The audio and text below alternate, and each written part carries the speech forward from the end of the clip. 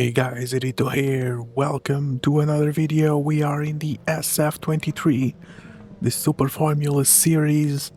We are around the Red Bull Ring. Has been a while since I've done VR racing and racing this car. So I decided to come here and get a bit of a redemption because the last time I raced here, I spun on the last lap and lost the podium. I think it was for P2, and I was really disappointed. So let's see what we can do in the top split here.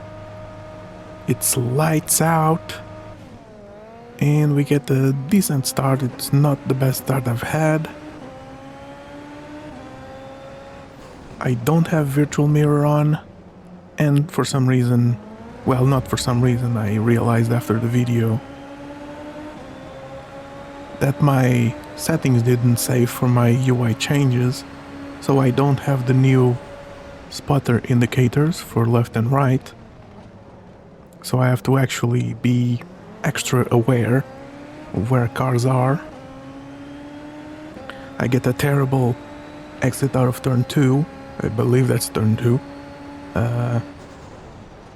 but we managed to catch back up to the braking zone.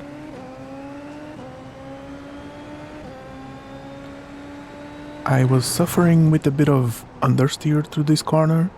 In this case, there's a lot of dirty air, so that's understandable, but towards the halfway of the race, I was noticing that I was really struggling through there.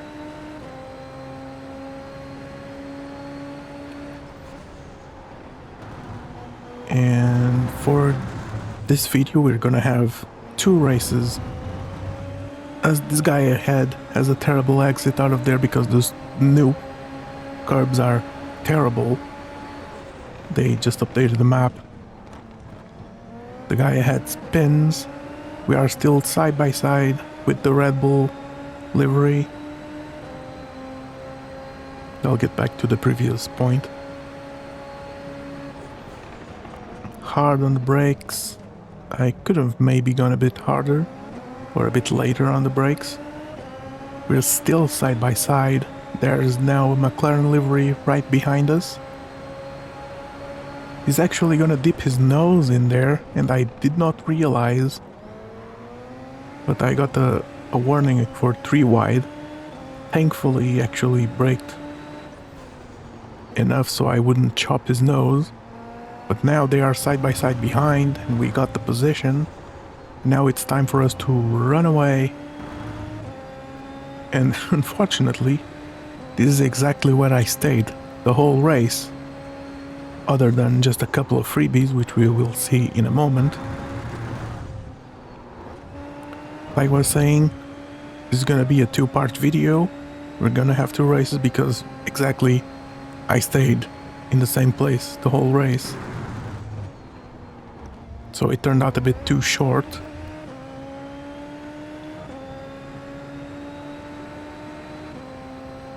I have to really look in the mirrors to know what's going on. They are fighting a little ahead, but we're going to skip to lap 4. I'm really doing my best to avoid these new curbs. This guy ahead,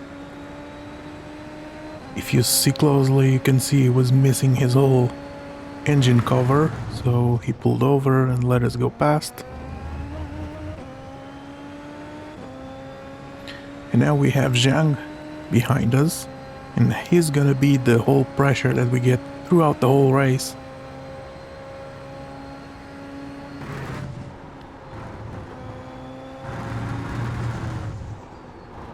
As someone has spun it on the last corner, we get another freebie. We are now up to P6. And I couldn't get into the 1 minute and 12s. I have done it in the open setup, but this is the fixed setup race. And I'm thankful that I did the fixed setup, as I almost lose it and I go a bit wide Unfortunately, I get a slowdown, which is gonna put us under a lot of pressure from behind now.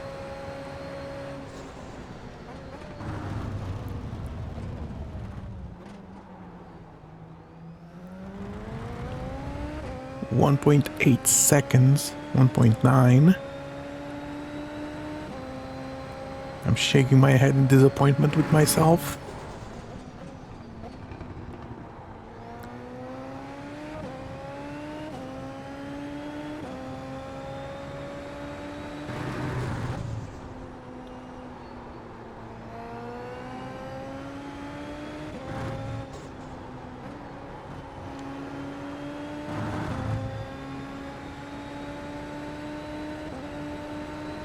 Now we're gonna cut to the last couple of laps, because nothing happened.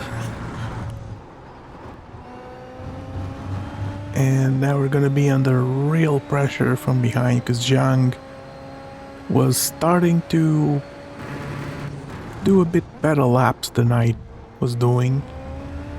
Like I said, I was struggling to get into the 12s in the fixed setup race.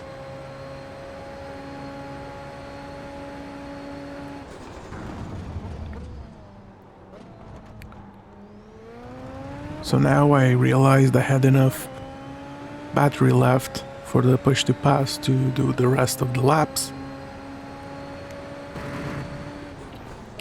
So I'm gonna go full boost to the end, see if I can stay ahead. Zhang seems to have about 20 or so seconds left of his boost, so I should have the advantage here. But I just kept making mistakes, not taking the corners the best way I could. And they were doing 1 minute and 12s. So I'm getting a little bit sweaty here. And here we go, last lap of the race. We got 70 seconds, they are on boost, they have 8 seconds left. My seconds don't update in the overlay there on the right.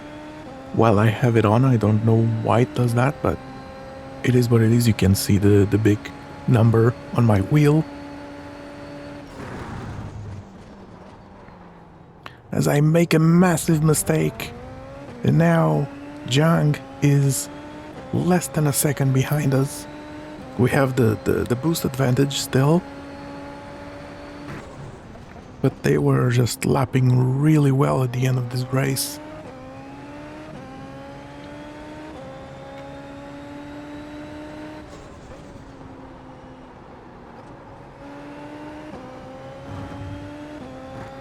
All I have to do is not make any more mistakes to the end.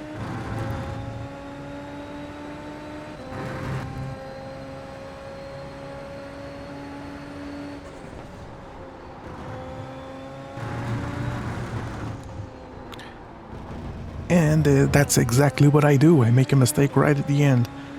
But I cross the line and I take my P6. It got really sweaty in the end. One more lap and I would have lost it for sure. I do a bit of a weave. And they weave back. All good racing.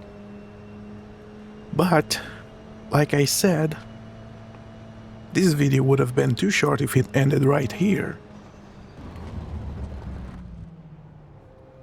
So we're now gonna jump to the Porsche Cup for the first time.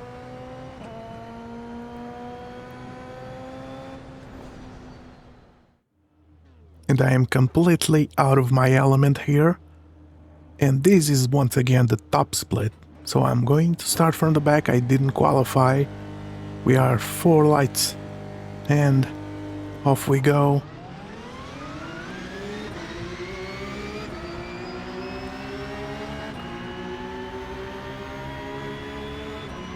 I did my best to stabilize this footage, but it's Sebring, and Sebring is really difficult to stabilize because it's such a bumpy track.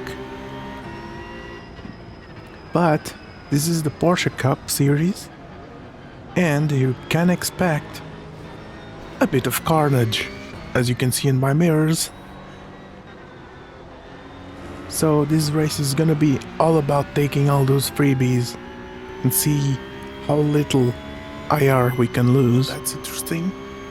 It was interesting indeed. I had my mic on for this race. I am losing my voice already. This is not even a long video. But this race is just a learning experience for me. I'm terrible in this kind of car, even GT3s. I am basically just a downforce kind of guy. So I need to be in a prototype to be in my comfort zone.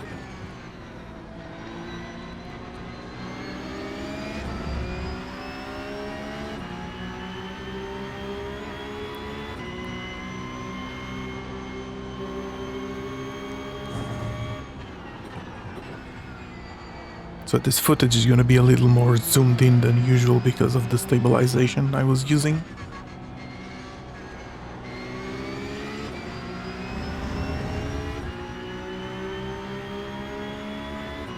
There is no rush. There is no rush indeed. And if you want me to go into more detail about how I set up VR and all my different methods that I've tried to record, as there was a massive incident there, that's 3 more freebies. There's a couple more. Yup. So let me know in the comments if you want to see my whole process trying to figure out how to record, how to edit VR footage, which is very different because I really struggle with performance with my PC. And speaking of performance, you can see my camera is lagging a little bit. That's the only thing that was recording in OBS,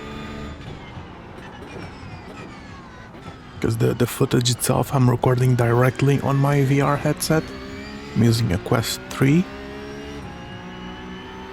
with a bunch of custom settings that I figured out with the best performance. And one of the things I had to disable was stabilization in the headset itself for the recording, because it was taking just enough of a performance hit that my game would occasionally lag. Well, not the actual game, the headset itself would lag. And we're now gonna skip ahead, because this guy ahead of me had a bit of a wiggle and he must have upset the tires enough that he's just gonna spin there, and oh my god, that was a massive dodge. How did I avoid that? I have no idea. To be honest, I fully expected him to tap the back of my car and spin me along. But that incident brought these two back to my rear.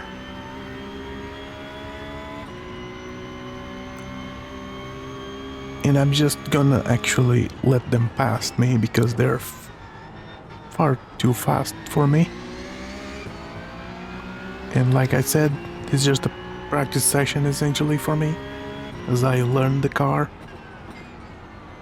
Of course, I choose a terrible track because I'm not good around here, as I've said in my latest LMU video, which was also around here in the GTE.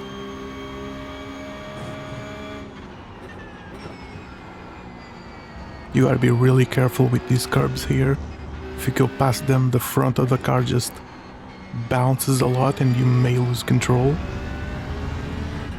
So here I'm gonna stay on the left. I'll let them pass. I'm gonna lift off a little bit.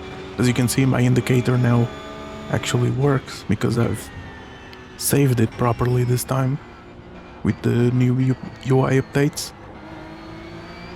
And I should have let the guy behind me pass in this straight, because they were also much faster than me.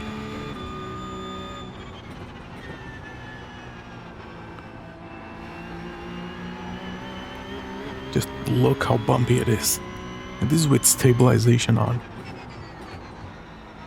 Though the stabilization I'm using in DaVinci Resolve is not as good as the one in the VR headset itself, because it doesn't have the information of the movements of the headset from the tracking. Here I stayed on the left, on the outside of the corner to let this guy pass. Now we'll just see if we can follow. But don't worry, we're gonna see Nathan ahead a couple more times in the future in this race. We're only on lap 4. We're gonna skip to the next lap. And in my pillar, something happens with Nathan. And there it is immediately. He's again behind us. But don't worry, we're gonna see him again. Because he's that much faster, he's gonna catch up to us again.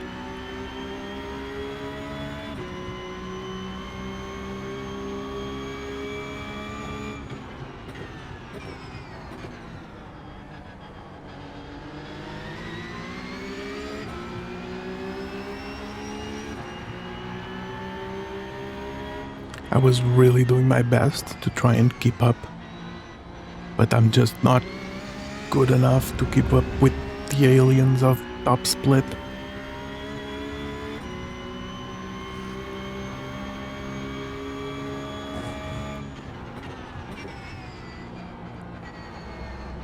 And they are really good out of this corner here, this turn 16 I believe. And you saw there, I touched the curb just a little bit and the car started bouncing. Like I said, I had a terrible exit. They just pull away and they keep pulling away every lap. But these two were having a battle. The blue car was damaged, and even with damage, they are still faster than me. We get a bit of an opportunity here to take a position, but it's not gonna last because we want to give it back. Because I would prefer if the guy behind had a battle with the guy ahead. Maybe they'd take each other out. That guy went into the pits. They must have underfueled.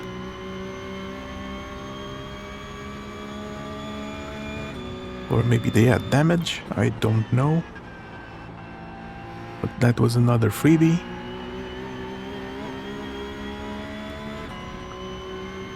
Also, yes, I changed my camera angle again. This should be the final camera angle, I hope. Because I'm tired of moving parts around from the rig. I just wanted to add more stuff in the background other than just a wall.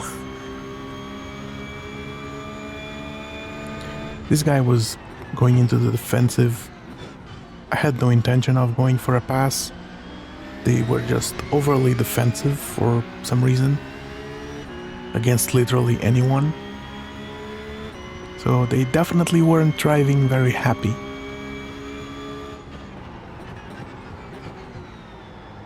I was actually quite surprised that he's a 4.9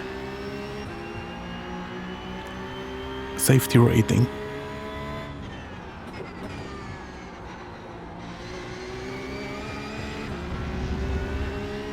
And I should have let this guy behind me pass at this point.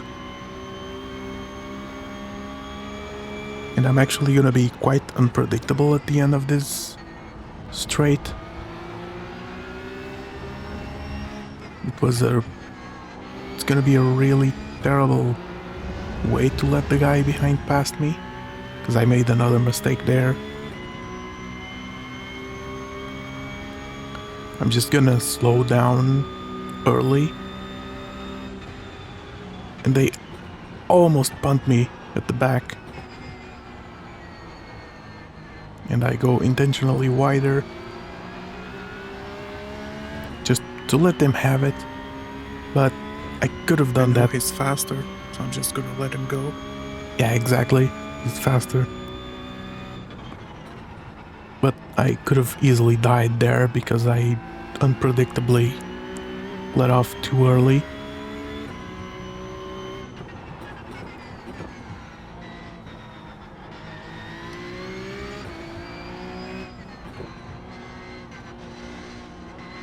And they were taking a wider line around there.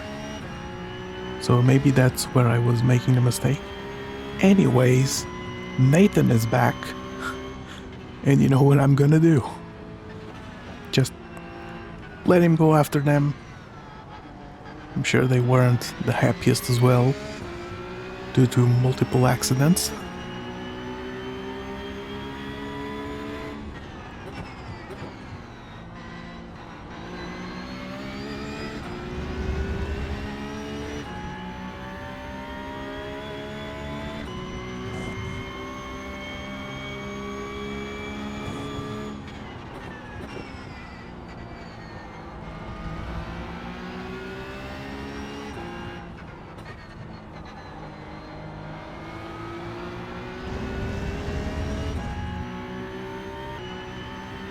And we are now on to the last lap. And another thing about recording directly on the headset is that the quality is not as good as if I was recording directly on my PC. You may notice that it's a bit more pixelated than usual because of multiple passes in compression. And even though I cranked up the bitrate on the headset, I'm recording at like 60k kilobits, but it didn't really make a big of a difference after I encoded for YouTube. But I just can't record it directly on my computer because I really struggle with VRAM. I often cap out at 12 gigs that my card has, and I cannot afford a new one, so I gotta do with what I have.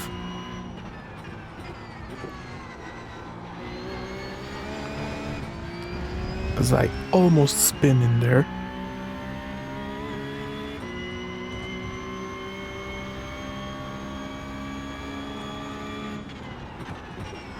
Anyways, thank you guys for watching as we approach the final straight.